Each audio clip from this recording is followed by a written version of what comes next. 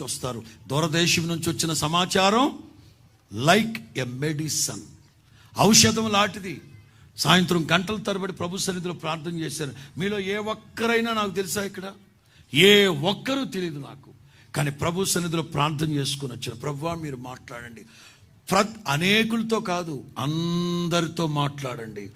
ఎవరికి ఏ కోణంలో మీ మాటలు అందించాలనుకున్నారో మీరు అందించండి. కేవలం ఆదివారం మాత్రమే ఆరాధనకు వచ్చి వెళ్ళిపోతున్నారా? చాలదు.